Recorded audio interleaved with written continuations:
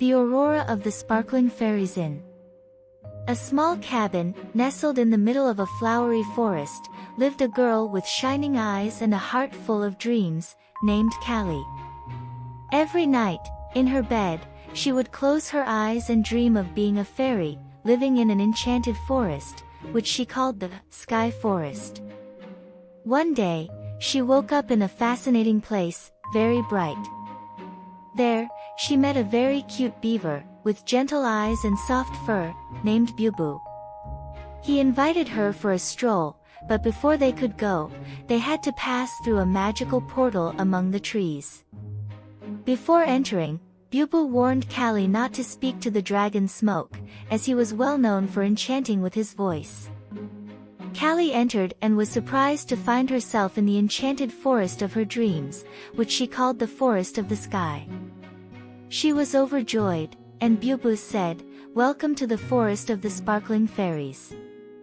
With innocent eyes, she admired everything: giant mushrooms that looked like houses, hundreds of sparkling butterflies shining atop trees, shimmering fairies with transparent wings, squirrels with wings, things she never imagined could exist. There were many fluffy white rabbits and some baby birds. They were adorable. She met a blue beaver, the color of the sky, Bubu's brother. His name was Pom Pom, and she hugged him. He was huge, with a funny look, like a plush bear. And she thought, how could there be a blue beaver? This was so cool. It was such a wonderful place that not even in her best dreams could she imagine it, so perfect, butterflies dancing among the trees. It seemed like a painting, a richness of details and colors.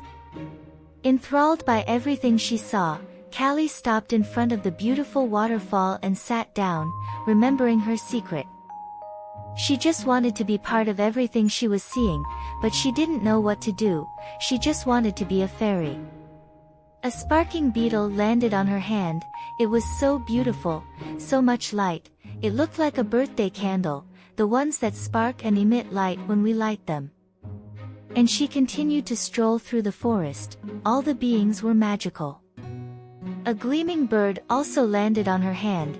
She was so surprised because it felt like they were welcoming her. But suddenly, Smoke, the dragon, appeared.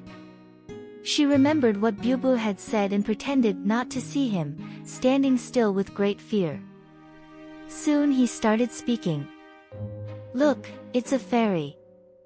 If I were you, I'd catch one and take it home. I know you want to be a fairy. Take one for yourself. Take one, no one will know." Unfortunately, Callie was enchanted, and she looked at a small fairy and captured it. Then she took it home, thinking that this would turn her into a beautiful, colorful fairy with sparkling wings. When she arrived home, she quickly put the fairy in a flowery cage, which was used as decoration in her house, afraid it would escape.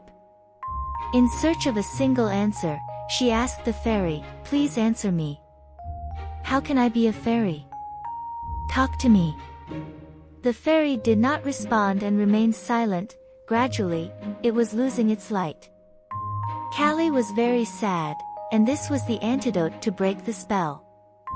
When she woke up, she saw what she had done. Not understanding what was happening, with a heavy heart of regret, Callie took the fairy and brought it back to the enchanted forest. Nature saw the sad scene. She was crying, asking for forgiveness. The fairy was very weak, and an enchanted rabbit approached and said, "Awaken, Aurora, you are home." Soon the fairy woke up and flew away. With a soft voice, she said to Callie, "You're not to blame for anything. It's okay, it was just a spell cast by Smoke.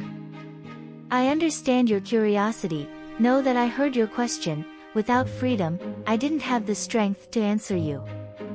But yes, you can be a fairy, just for a few moments. Enjoy it." And she continued, "You are pure of heart.